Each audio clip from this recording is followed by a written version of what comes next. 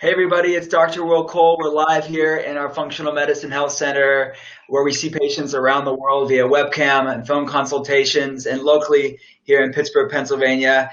And today we have an awesome friend of ours and we're going to do some awesome things over the coming months, kind of getting you guys great health topics to implement into your life. The one and only Amy Shah. How are you doing, Dr. Shah? Thanks, Will, for the intro. Really quickly, we have to talk about how we were supposed to drive down to Tucson together last year for the Revitalize, and you were what, 20 hours late or like 15 hours? Yeah, I was late. A lot of we did a lot of girl talk about like how it's so much pressure on women these days and trying to be body positive, and it would have been probably interesting situation for you. Yeah, I'm sorry I missed it. But yeah, I was supposed to fly into Tucson to go to Mind Body Green's Revitalize event, and I ended up being a little bit delayed. But I made it there. I had this Uber guy drive 3 hours from, or however long it was, from the Yeah, airport. So, that's awesome. tell everybody about your amazing everything. Tell them about yourself, Dr. Shaw. So basically, I'm classically trained, meaning I'm MD from med school, and I did a fellowship. I did a residency in internal medicine, which is general medicine. Then I did a fellowship in immunology and allergy, and I realized once I was in practice that I wanted more than what we could offer in traditional Western medicine. So, which is why I kind of started incorporating a lot of things. It's been a work in progress so many years, but it's finally coming together now. And I think it's cool because we're both looking for solutions outside of the traditional solutions, and hormones comes up all the time. So that's why I think it's an awesome topic. And I think we might approach it in slightly different ways. So I think it's a good thing to talk about. I agree. I agree. So, Amy and I are both Mind Body Green course instructors. So we do a lot of stuff with Mind Body Green as well. So if you are wondering the connection there, you may have seen us on Mind Body Green as well. And you have some awesome course classes with Mind Body Green. What are the topics? I have a 7-day gut reset, and I have an inflammation course, and I have an upcoming course as well. How about you? Awesome. I have the elimination diet course and a lot of articles with them as well. So let's jump And you into it. write like 2 a day or something. There was Yeah, I write a lot. Yeah, it's a lot. So let's talk about it, and we're going to talk about all about hormones. It's what people are here to yeah, learn about yeah, from a functional medicine and integrative perspective. yeah, And it is. It's something that you and I both see in clinic a lot, and I think we're coming from it from a similar perspective, but maybe slightly we can both kind yeah, of yeah, refine people's yeah, knowledge about hormones. yeah. Sure. So let's jump into it, and maybe we'll both give our perspective on this. But what are some common signs that you see, Dr. Shah, of underlying hormonal imbalances? So one of the reasons I got so interested in hormone imbalance is because I had that same exact problem. So I know almost every symptom because it was happening to me. Um, Bloating, fatigue, sleep disturbances, and I would say fatigue, GI distress, and sleep, and weight gain, maybe like a fat gain, especially in certain areas, is a big tip off to me that something is wrong with hormones. And those are like the telltale signs. How about you? Well, I mean, the main ones that we see clinically here for patients via Skype when we're Skype consulting with people are really brain adrenal axis issues, HPA axis, so the hypothalamic pituitary adrenal axis, for those of you that are the health nerds out there. But it's basically the brain speaking with the adrenal glands, and then hypothalamic pituitary thyroid axis or HPT axis issues, and ovarian brain ovarian axis issues too. So the brain-based communication line with the endocrine system, and then we see a lot of downstream conversion issues, mainly with the thyroid hormone. So the main, for those of you who do not know, the conversion of the thyroid hormone happens 80% in the liver, 20% in the gut from T4 to T3. So we see a lot of people with low T3 syndrome as well, and adrenal fatigue, which is the HPA axis issue. So why am I saying all this? This can manifest in many different ways. So what are the common symptoms? Like you said, fatigue is probably one of the most common ones. Brain fog is another one. Being irritable, mood swings could be another one. The thyroid issues, the digestive issues, brittle hair and nails, craving certain foods like salty foods for adrenal fatigue. Blood sugar issues can be kind of mixed in there as well. So you're craving sort of the sugary foods. You just don't feel well. And like you said, you've been through this. I have struggled with adrenal fatigue in the past as well, HPA axis issues. So it can impact your sleep, impacts, like you said, trouble losing weight for some people. So it's no fun no matter what form it takes. Yeah, and I think it's hard because in traditional medicine, I think many people can relate. You've gone to the doctor, you told them what's going on, and they check some blood tests, and they're like, "You're fine, go home." And you're like, "No, but I feel like something's off," and that's where you start to think like, "Is this hormone? Can I do something to fix it?" That's where I was tipped off, at least. Yeah. And like on the topic of that, what do you think are some symptoms that people maybe don't think of hormonal imbalance, but really are? Are there anything you can think of? Yeah, well, definitely the gut issues, because people will say, or even the fatigue, because gut seems like a whole separate system from hormones. And even the fatigue, like you wouldn't even think that you're tired. You think you're tired because one, you're getting older. Two, your job is draining. Three, your kids are, always keeping you up or whatever. Or four, like, things change after your 20s or whatever. People just feel like it's normal. So those are like some missed signs, but definitely, blood sugar dysregulation, people getting, just like you said, there's a lot of people with adrenal fatigue that will say they cannot get moving without like 4 cups of coffee or something. Really seems like a lot. And if they don't have that, they fall asleep or and they have crashes in midday. Those are kind of maybe hidden signs too. Yeah, too.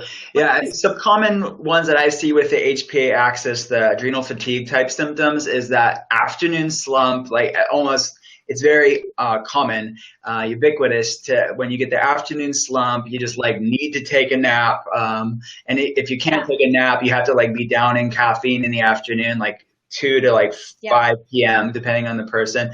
But then they invariably, a lot of them get the second wind before evening, and they're like, why the heck can I go to sleep? I've been tired all day, So those are some common ones. And for the thyroid, the majority of thyroid cases that we see clinically are autoimmune in nature, which it has this sort of obviously a hormone component because the immune system's attacking the thyroid, but then they all have this autoimmune inflammation issue as well, which is a whole other set of problems. So for most of our thyroid patients that we see, they have these other far-reaching implications of this autoimmune response they're having against their thyroid.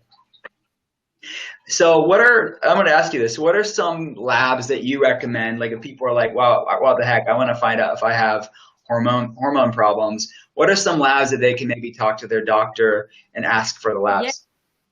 So this is where maybe I'm a little bit different from what you might do, because I'm not a huge believer in doing a complete huge panel of hormone labs, especially off the bat. And the reasoning is multifactorial, but there's not a very good validated test for hormones. We're still in this phase of testing and figuring it out. There are a few telltale signs. Like I love to get a morning fasting cortisol, because cortisol is one of those things that are supposed to go up and down, and usually in the morning you can really get a good reading, but the rest of the day it's kind of up and down. It's really hard to know. Extended thyroid labs, like you were saying, sometimes TSH is not enough. The yearly physical, when you get a TSH and it looks normal, within normal ranges, so unreliable. And so if it's a thyroid issue or we're digging deeper, we definitely look at that. I always look at blood sugar or fasting insulin levels. That's very telltale. HSCRP, which is like an inflammatory factor, can be helpful in seeing inflammation. But I don't do, and I do a few vitamin tests like vitamin D3 and B12, and then targeted ones based on the people's symptoms. I have a full panel available to me, but I don't start with that usually. Yeah, and I think you're right. I think it's good to start off conservatively, see what you find. And that's where the brilliance of a comprehensive and thoughtful health history comes in, don't you think? I mean, if you're a good clinician from that standpoint, starting with the most cost-effective ways to find the clinical pearls, and for a good diagnostician, the art of diagnosing may be enough. Yeah, you're right. Functional medicine is definitely, I would say, heavier on more expanded, comprehensive labs. And it's not for everybody, but it is like the people that I'm seeing are people that have gone from doctor to doctor to doctor. They have like run every basic lab you can think of with like a pile of labs that are told they're normal, even though they know instinctively, I do not feel normal. Why am I told I'm just depressed? Depressant, why am I told I just need to exercise more and eat less, or it's all in your head. So we do run a full thyroid panel, TSH, T4, T3, the thyroid antibodies, obviously, and then the adrenal fatigue, HPA axis issues. We're typically looking either urine or saliva throughout the day to kind of gauge cortisol rhythm. And and then another thing we look at, I didn't mention, is leptin resistance, which is sort of a fat cell brain communication line where the brain thinks it's starving, so you're like putting on fat a lot. So we see a lot of leptin resistance, weight loss resistance as well, which is another, again, these are hormonal, that and specifically is a hormonal resistance pattern, meaning there's nothing inherently wrong with the hormones, but the brain in this case is not reading the hormones, as it were. So it's more of a cellular receptor site issue more than a hormone production issue. So, I mean, what are most of the common patients that you see as far as hormone imbalances? So very, very common. I think the most common hormone imbalance overall, I think we can all agree, is cortisol dysregulation. Also blood sugar dysregulation, but really I see a lot of very busy, very health conscious, athletic people who are suffering with hormone imbalance, and it's often a cortisol adrenal issue like we talked about.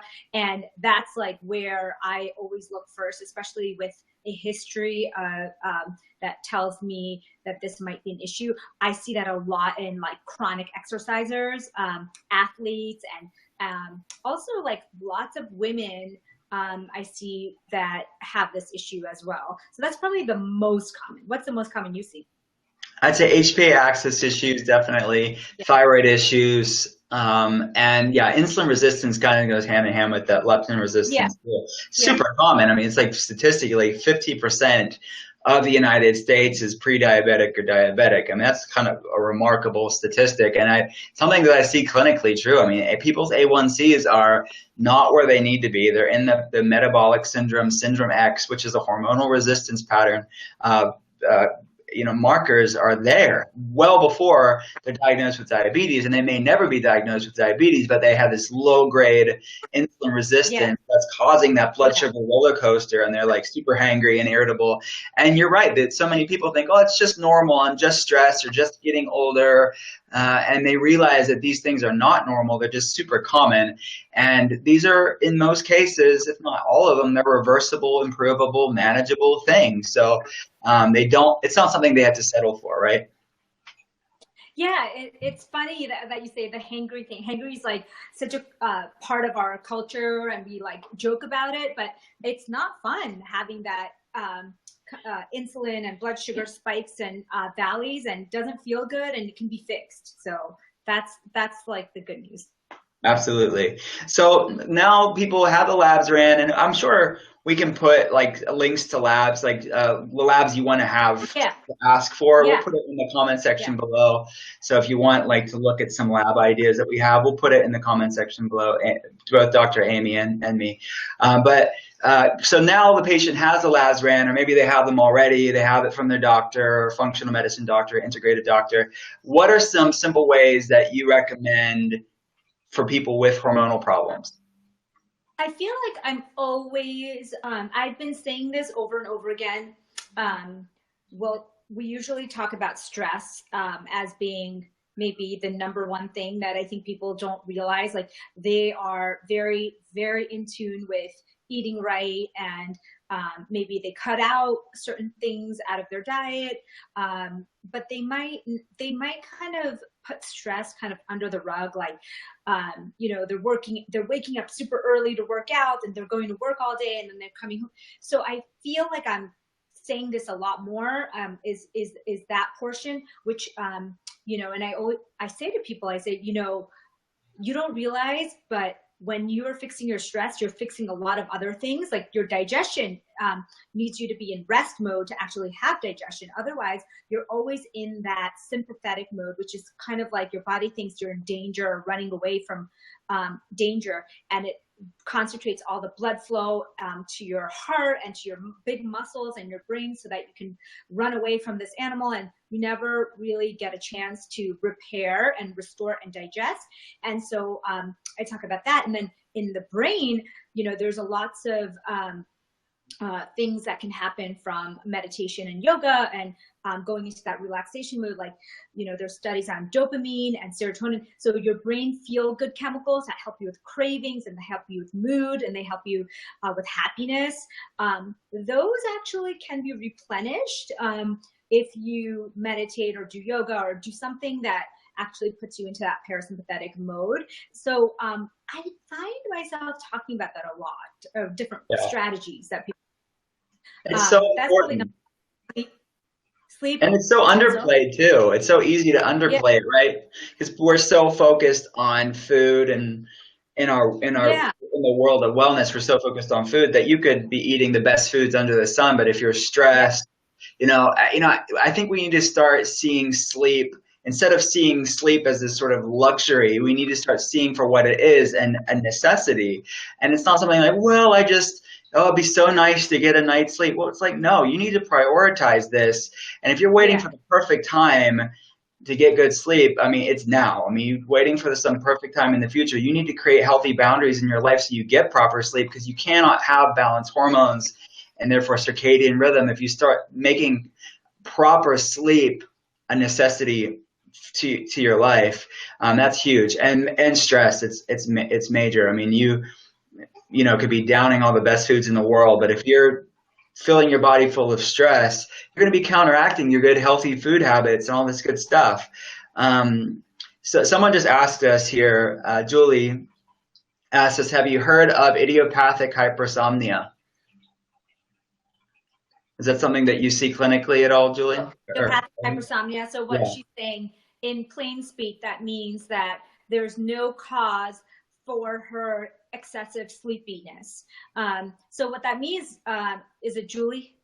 Julie, yeah. Yeah, Julie, what that means is they haven't found a reason that you're so sleepy all the time. And to me, what that means is medicine doesn't have all the answers. We're so at the infancy. I can't even tell you that when I was in my immunology fellowship, we are still learning about what eosinophils, which are blood cells, and what they do, and what neutrophils. We're still at the infancy. So there's a lot we don't know. So I tell people that just because you have a diagnosis doesn't mean you stop there. Listen to your body. Maybe see if there's something else going on. Is it gut? Is it hormone? Is it something that you can look into or work on your own? Some of the strategies that we're talking about, you don't need to have any kind of hormonal balance label to do them. Just do them and see if you feel better. Yeah, I think that you're exactly right. That's basically, they're saying the name of it is just explaining how you're feeling. Idiopathic, we don't know why you're sleeping so much. That's basically what it's saying. It's not. It's just a description of a symptom of we don't know why you're going through this.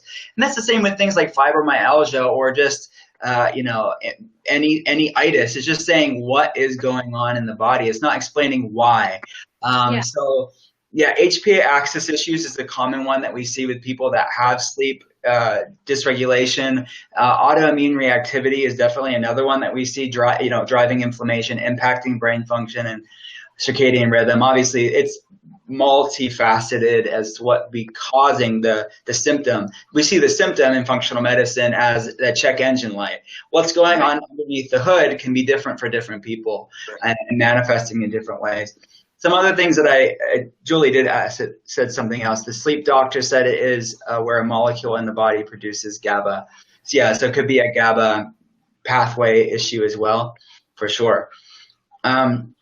Thanks for the question, Julie. So some of the other things that I do oftentimes with people that have hormonal imbalances are adaptogens like ashwagandha and rhodiola and holy basil. I've written a lot about those, and balancing cortisol, thyroid hormones, female hormones. Do you use any herbal medicines with your patients, Dr. Shah? Yeah, I only have one supplement that I make, and that has the three things, like a few things that I actually recommend all the time, which is vitamin D. I think so many people are vitamin D deficient. Rhodiola, which is a great stress reliever, adrenal function reset, and ashwagandha, similarly from India, an old Ayurvedic way to reduce those stress hormones. Both of those, ashwagandha especially, I always have trouble finding it where it's heavy metal free, and that's why I was like, you know what, I just need to make something that has that, B vitamins, and also vitamin D, and phosphatidylserine, which is also like a really great way to decrease your stress hormones. So it's basically the kind of cocktail that I used for when I was having an issue. And I don't think any supplements or medication should be permanent, but I think it's a great way to bridge all the other things you're doing. You're already doing your diet stuff, you're doing your sleep stuff, you're doing your stress relief. And this is a way to kind of get you maybe 3 to 6 to 9 months back to your baseline. Yeah, I love it. I love it. Yeah, I always explain natural medicines or herbal supplements as like targeted based on your specific condition or labs. And you're right, as you're getting function back and healing, the goal is to wean yourself off of those and use food as medicine and use these non-food medicines as medicine, these lifestyle changes. But for a time, they can really be lifesavers for people, as far as allowing them to cope through the day. Yeah, totally. Is there anything else that you recommend to your patients? Methylation is super important, and supporting methylation, because a lot of people with hormonal problems, especially thyroid, there's almost 100% overlap between Hashimoto's disease, autoimmune thyroid issues, and MTHFR methylation gene mutation. So supporting methylation, because they're not really good at it inherently, to help with the conversion of things like folic acid into folate. So being aggressive with supporting methylation, which you mentioned, putting the B vitamins in your hormonal cocktail, which is super important. So, and avoiding synthetic folic acid, using methylfolate and methylcobalamin, these sort of methylated B vitamins. So that's a huge, and using foods to support healthy methylation pathways, like sulfur-rich vegetables and like onions and garlic and asparagus and green leafy vegetables, and obviously the most bioavailable source of B vitamins are like organ meats, like liver, if people eat meat, and grass-fed beef, for those of you who eat red meat.